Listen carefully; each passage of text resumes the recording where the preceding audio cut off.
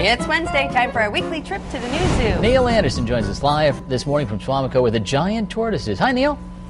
Hey, good morning. We're here with the Aldabra tortoises, and they're about 29 years old. They've been here since 1998, but we're going to talk about today, which we haven't had a chance to talk about with these guys over the years, is sunlight. Virtually your reptiles, and of course these guys are reptiles. Like I said, we got Big Al over here. He's about 350 pounds. Tootie, she's probably about 280 pounds. Now, they virtually are solar powered. I mean, all reptiles are virtually solar powered. They need to have sunlight. Now, when you're taking care of them, especially in an indoor facility, you have to make sure that you can go ahead and provide the most effective lighting for them, because they're a little bit different than us. You know, even for, you know, from a visual end of it, think about this: is when sunlight is kind of broken down into visible light.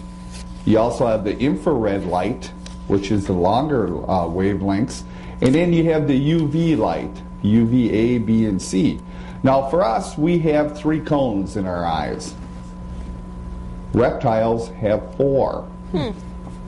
So what that actually means is that they see a larger rainbow than we do.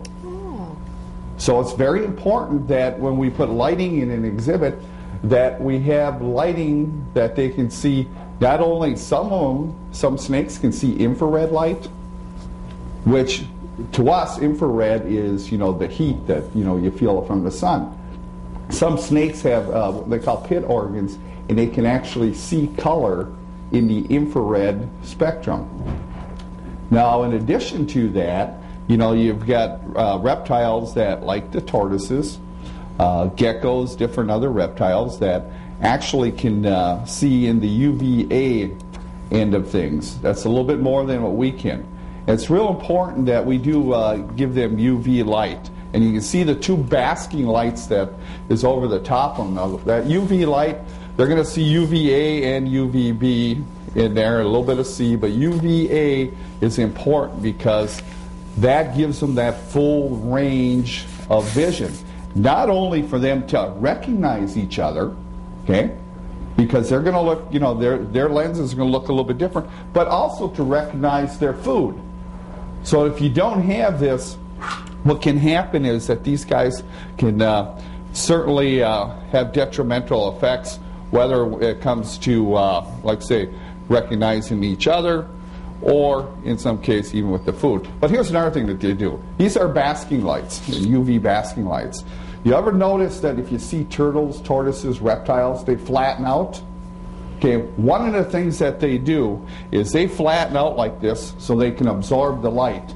Through the head and through the legs, it's much more sensitive. And I got to tell you this is real interesting.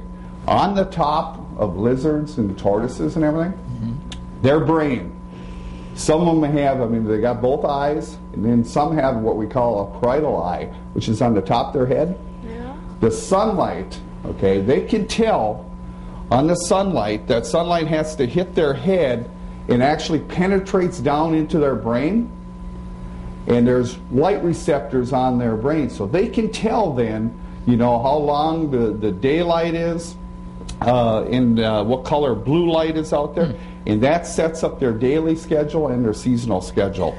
So virtually these guys are solar powered. Wow. Cool. Well, Neil, thanks for filling us in. We'll check back with you next hour, okay? Hey, sounds good.